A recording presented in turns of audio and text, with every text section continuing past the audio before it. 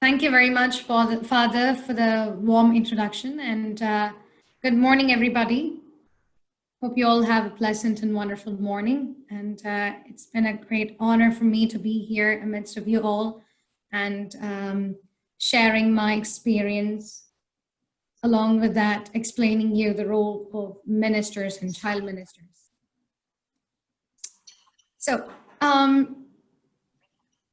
since my experience was carved with different,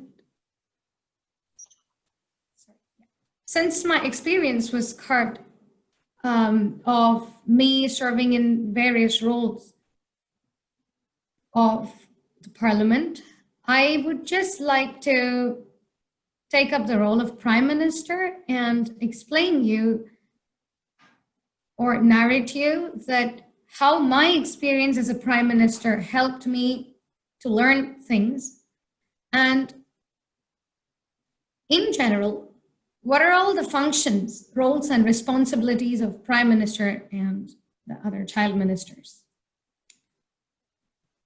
So to begin with, I would say that I would like to rewind my life a decade back ago. And 10 years ago, I was not the Swarna Lakshmi that I'm talking right now. I was doing grade 8 in a school for persons with disabilities, where the concept of inclusive neighborhood children's parliament was introduced. I've heard one of my class teachers coming and letting me know that there is this concept called inclusive neighborhood children's parliament. People who are willing to serve can go and join the parliament. The word service really motivated me to join the parliament. And there was also another information provided that these children's parliaments are the platform for children to raise their voice. So two things: number one, service, and number two, a platform to raise our voice for others and as well as for ourselves. So these two things really motivated me to join the parliament. But when I joined the parliament, I did not even know the real meaning of the word parliament. I hope you would have all heard this before, but I would like to let you know the word parliament had been derived from the Latin word parlare, which means to speak. So Parliament is a forum for children to speak. And that's how we were explained about the concept of Parliament. And that made me to even more go deeper into it. At the beginning, I was made to sit in a circle. I wondered that, oh my God, I'm here sitting in a circle with everybody. Now, who's going to be my opposition party? Because until that, we were introduced of a concept in civics called parliaments, where there will be one party and there will be another party who will be called as the opposition party to the ruling party. So I was thinking that, oh, am I going to be the ruling party or opposition party? Or I was also imagining that my friendly enemies, who are all going to be my opposition parties. But to my surprise, one of the coordinators explained to us that this is a parliament with no opposition parties. That was a very relaxing moment.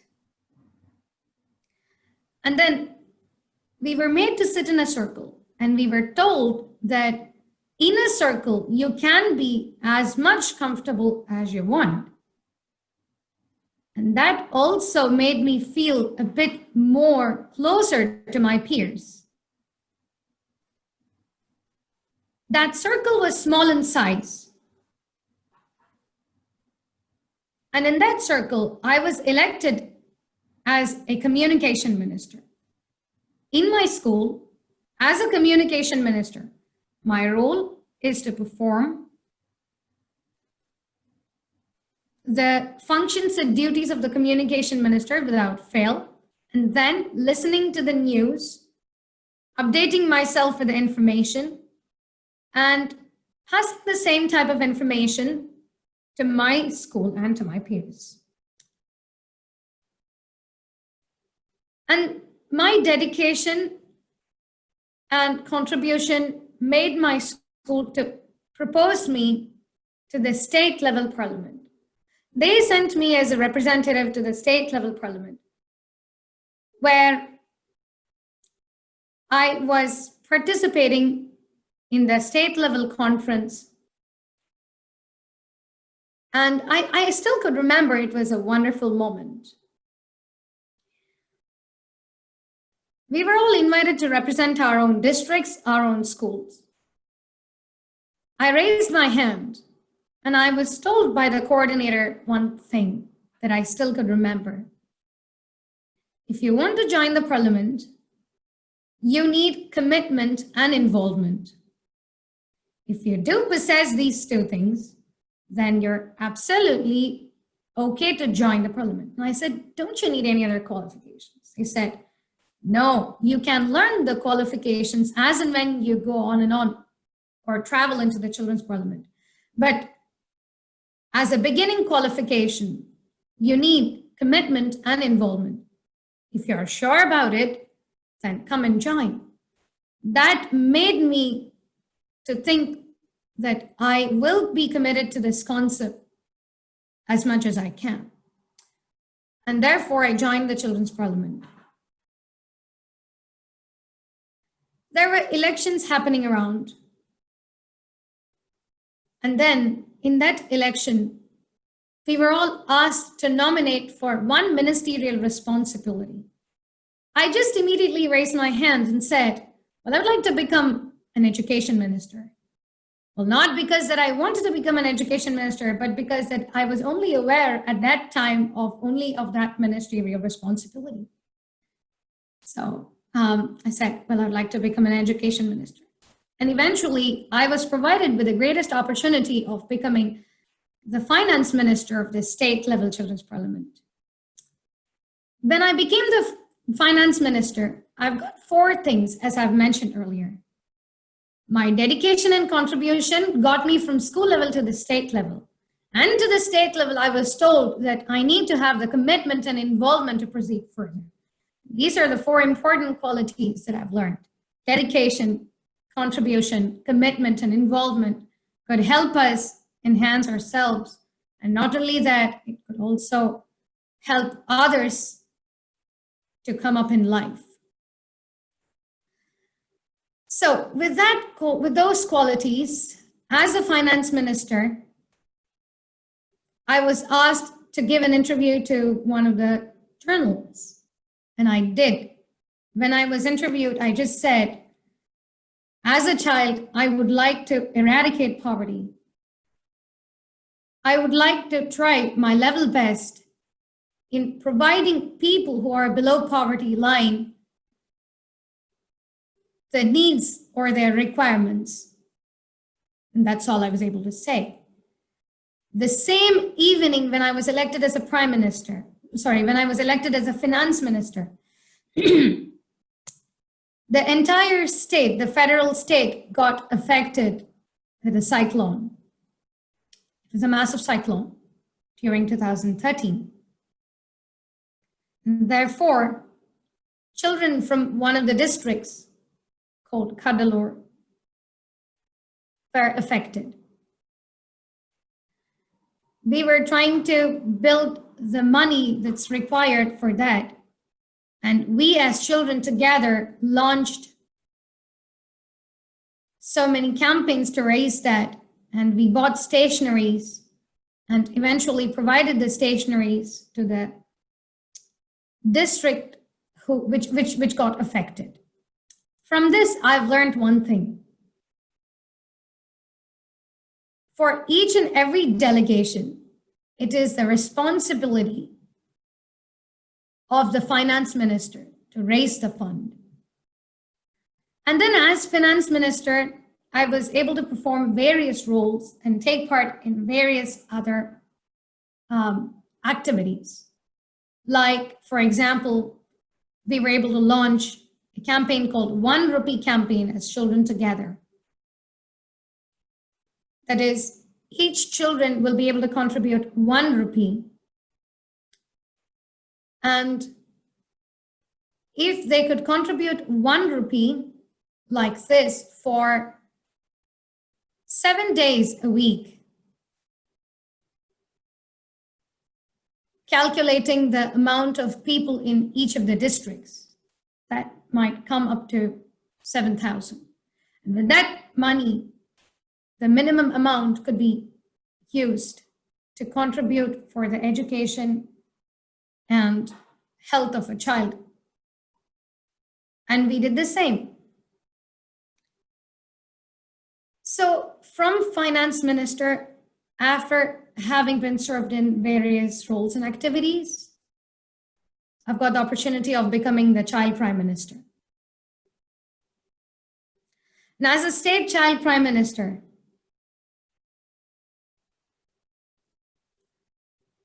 we were able to talk about various issues affecting around us. When I was elected as a prime minister, we were talking about child marriages, child labor issue, and other burning issues like the wine shops distracting children, and not only that, but also spoiling most of the families and lives. Therefore, we all decided together to abolish child marriage, child labor practices in our own villages and districts, and close wine shops. And it happened. So, as Prime Minister, I've learned this. A leader should be able to possess the quality of leadership, delegation, and inspiration. And from there, I got the opportunity of becoming the National Level Children's Parliament's Prime Minister. In state level and national level Parliament, and my role as a Prime Minister in both the levels, I also got the opportunity to represent India in United Nations. That's when I represented India for 4 times. And after my UN trip, I decided to pursue my master's in international relations, and it really changed my career. I would say that Children's Parliament was the base for me to design my career. And right now, I'm here in England pursuing my master's. So from this, I would like to narrate you that what I have learned as a Prime Minister and what it is really to be a Prime Minister. When I was a Prime Minister in the state and national level, as I mentioned earlier, I've learned 3 things. It is inspiration, delegation, and leadership. Let me begin with leadership first. What is the quality of leadership? For a Prime Minister, it is really important, I think, to possess the quality of leadership. Leadership involves being diplomatic, and then listening to others. Not in a way we think, but in a way that they think. So, as Prime Minister, I really remember an incident for this leadership. We've got an opportunity to meet one of the political leaders of our country. My friends and I as a child prime minister, went and delegated to the political leader. When we were doing so, one of our friends got up and started talking about statistical data. That really made the political leader to feel annoyed. The leader doesn't want to continue the conversation more and got frustrated. When I realized it, I just stepped in. I slowly intervened and said, would you mind explaining us that what the government is doing for the children? And he started explaining. That's when he felt he was heard. And then I said, I would very much appreciate whatever the government is doing for us. And we as children are really grateful to the government. And the leader really was impressed. And then I said, along with what you're doing, would it be acceptable to you to also listen to children by making one of the children in our children's parliament as a child monitoring in your parliament? And would it be okay for you to suggest this to the higher authorities? The leader was very happy and immediately agreed to the decision. This, I call it as diplomacy and the skill of listening. As Prime Minister, it is really important to listen to what the leader or what people around us say, and then respond to it diplomatically in a way such that the negotiation end up positively. And as I said, the second thing is delegation. As prime ministers, it is our responsibility to delegate and to act as heads of delegations, for which we have had different experience. For example, I would like to say that when we were all together elected for our ministerial responsibilities,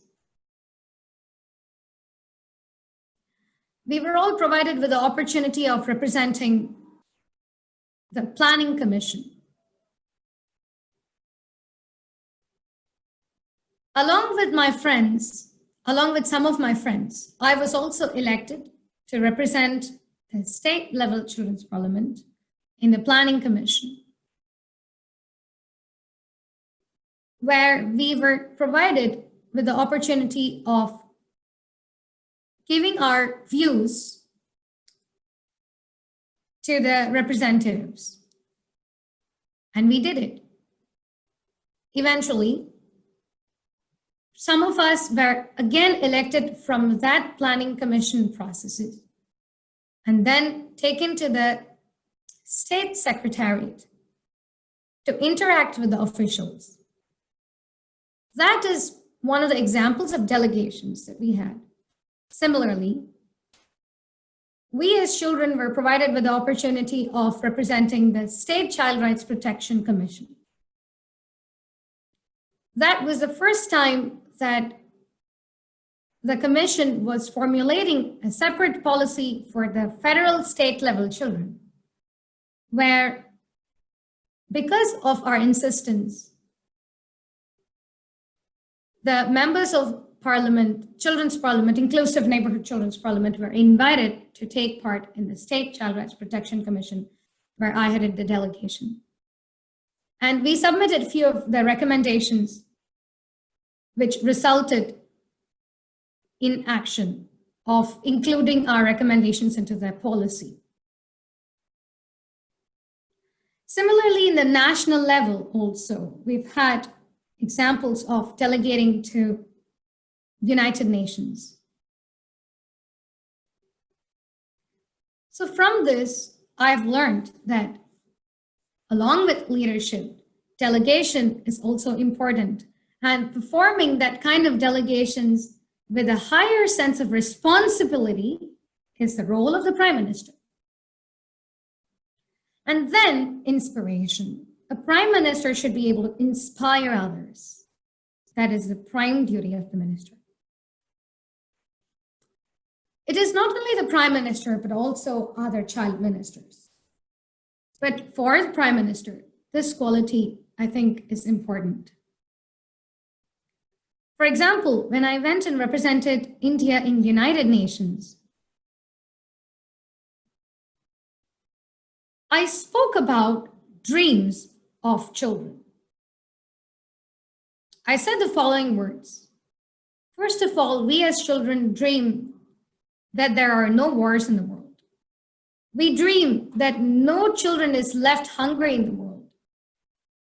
We dream that the whole world is colorful, but to us, the real color is and should be love, humanity, and compassion.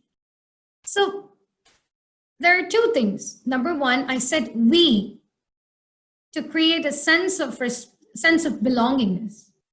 And I said dream, that to insist the future into the present, like that what we desire. That is a kind of inspiration. After that, I still remember that people held my hands and said, we really need to establish this kind of inclusive neighborhood children's parliament in our own countries. Tell us immediately the way to do it. So that's when I've learned one thing. If we want to inspire people, it is not really important just to say, we need to build a ship. Rather, we need to be able to give the dream of sailing of the ocean. That's when the process of building the ship becomes easier.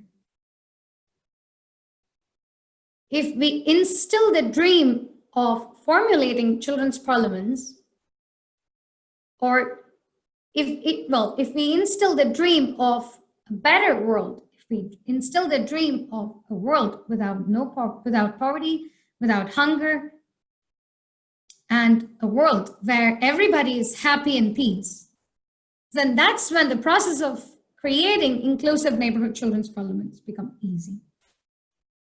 And that sense of inspiration should come from the Prime Minister. And apart from that, I right now would like to speak about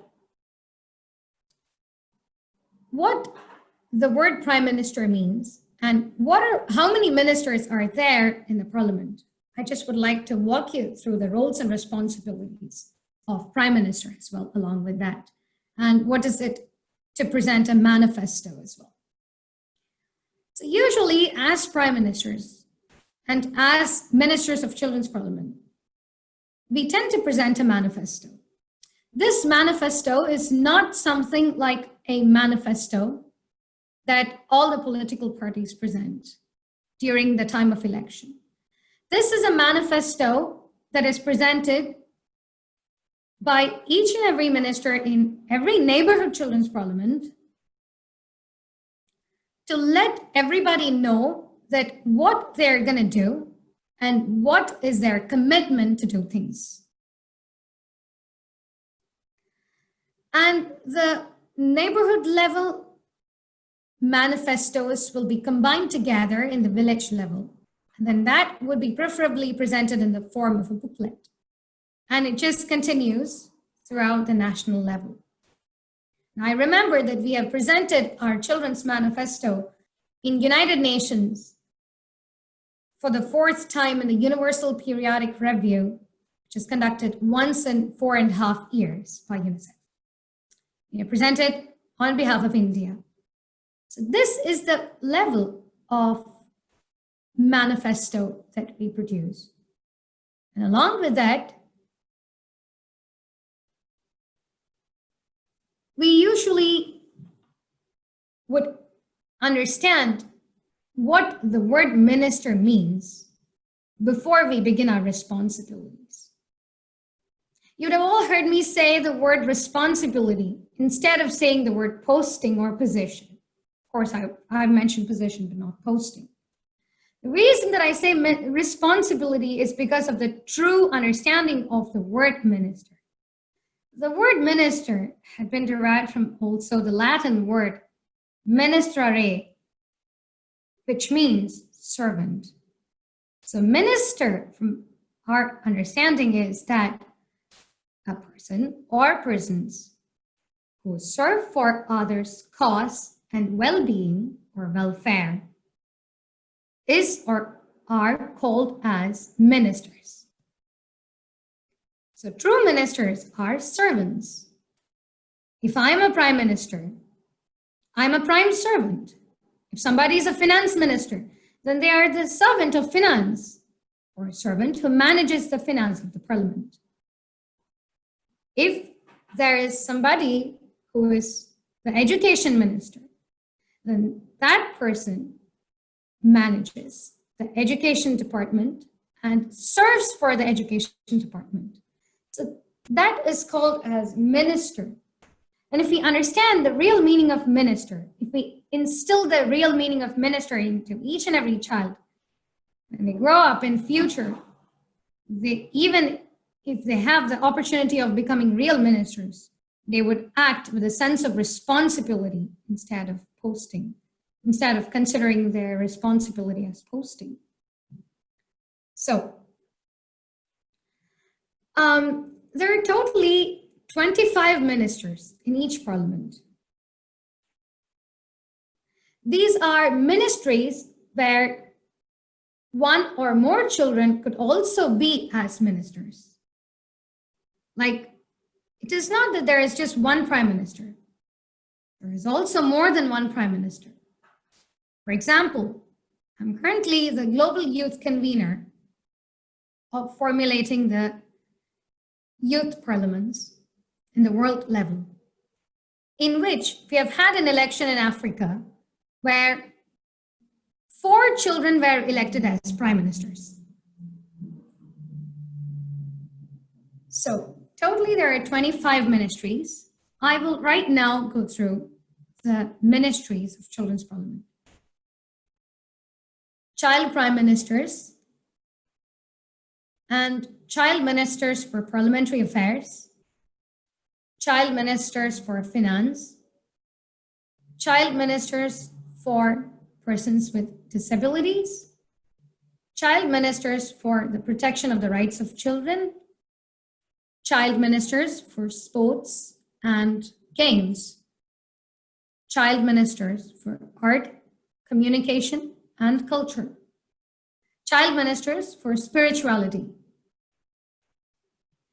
And apart from these 8 ministries, we do have child ministers and ministries based on 17 Sustainable Development Goals. That is, child ministers for no poverty, child ministers for zero hunger, child ministers for good health and well-being, child ministers for quality education, child ministers for gender equality, child ministers for clean water and sanitation, child ministers for affordable energy, child ministers for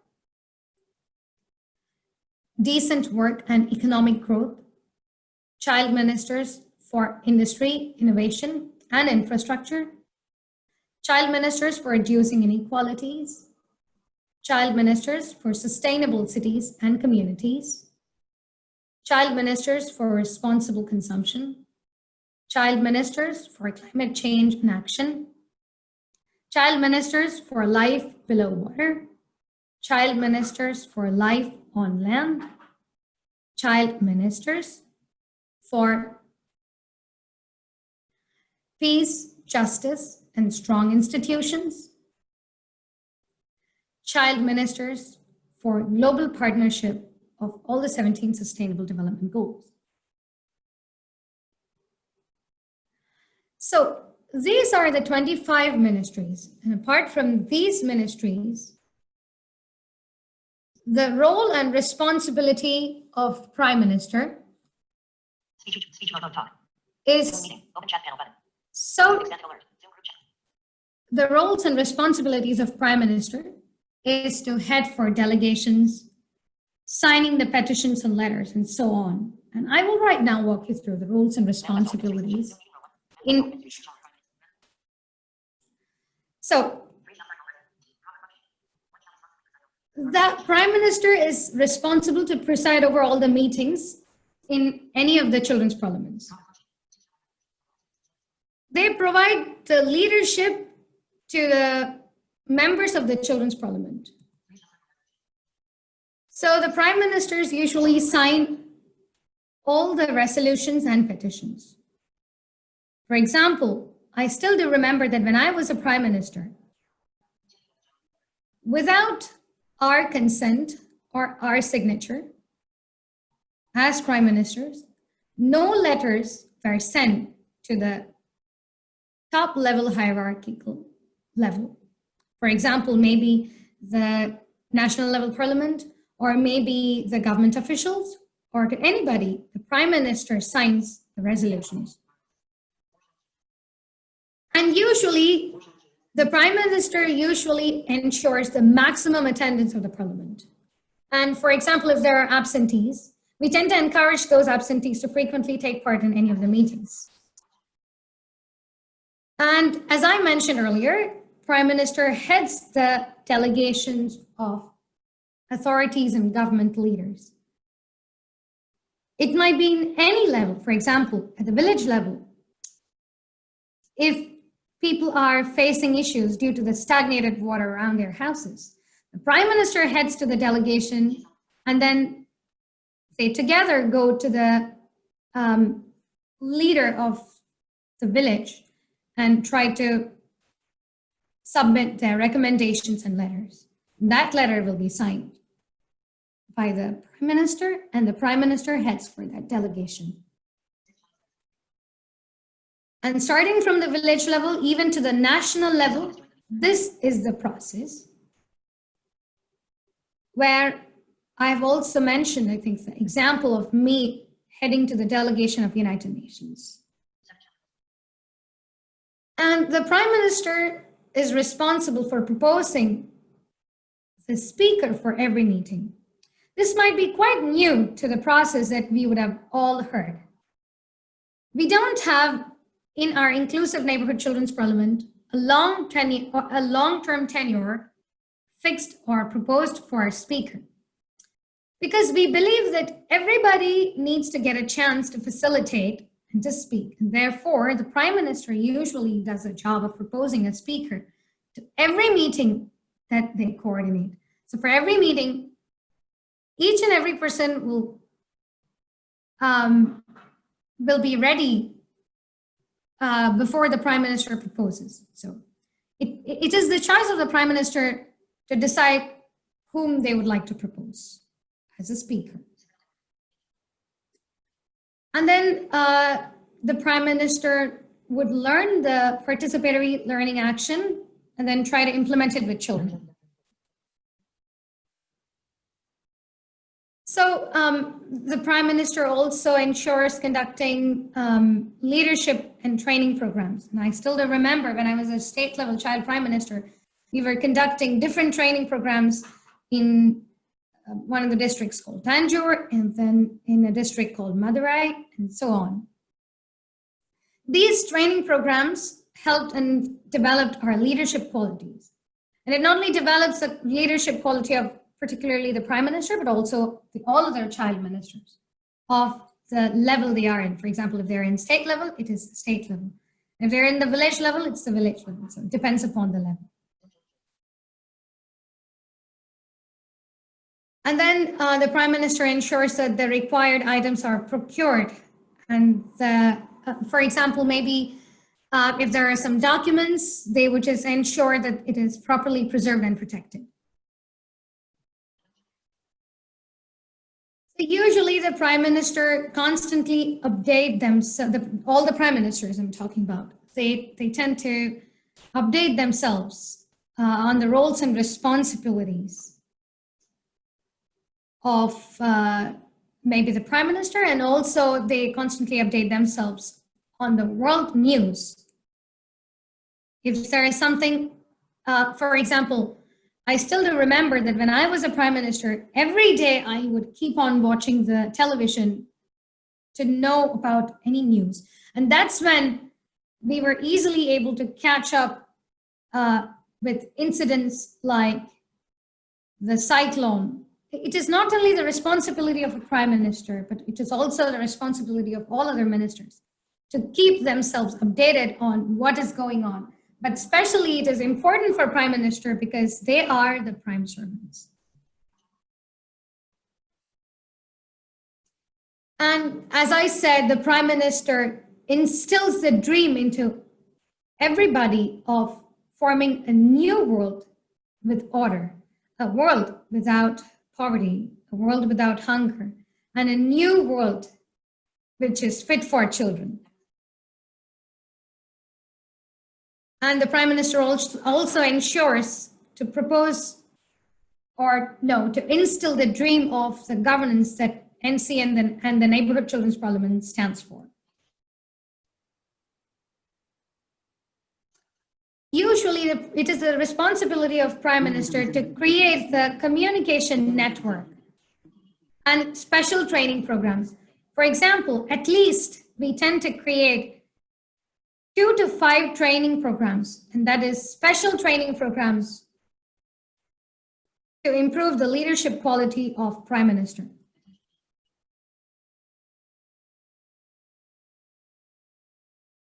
So in general, these are the functions, roles, and responsibilities of Prime Minister. And it is not only the responsibility of Prime Minister to do all these things, but it is also the responsibility of all other ministers to ensure that these things are in place. If one person does a mistake, maybe the others could also correct them. So it is altogether a unity with different assignments assigned to each and every person. Maybe if one person commits a mistake, or maybe if one person is not able to do something, then the other person takes charge. It is, apart from the unity, also the sense of belongingness. And as Prime Minister, these are usually the duties and responsibilities.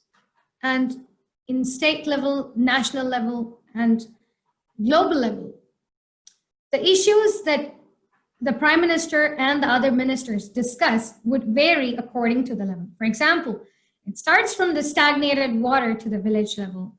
It starts from the street lights at the neighborhood, and then stagnated water at the village level, and then at the panchayat level, and as and when it gets federated, as and when it goes on and on, the issue expands and varies from level to level. And I still do remember that when I was in the state level, we were discussing about the burning issue of child marriages, child labor. And then we also managed to stop child marriages, child labors, and then we were able to close wine shops during our tenure. And we were able to present our recommendations to the Planning Commission. We were able to submit the recommendations to the State Child Rights Protection Commission. So these things vary. And then after, when I went to the national level, the issue also expanded. In the national level, we were delegating for various issues that each and every state faces. In general, what are the issues that we face in our state? Maybe, talking about the educational system, talking about the economic system of the state, and things like that. When it goes to the international level, the national level issues also widen out, like creating a better world for children, a world where children are the representatives, a world where children are accepted as leaders, where children are welcomed as leaders, and that kind of issues and that kind of challenges will be presented. So as a whole, I think these are the responsibilities, functions, roles, and duties of a prime minister and other ministers. And I hope if we are, I heard from Father Justice when he was saying right now that people from school and people from other non-governmental organizations are also here. So if we together join hands, I think we will be able to create that kind of dream into each and every child. When that kind of dream is created into every child from grassroots level, I think the global governance would be formulated. And thank you everybody for giving me this opportunity to share my experience along with the roles and responsibilities of Prime Minister and other ministers. Hope this would be of help, and thank you.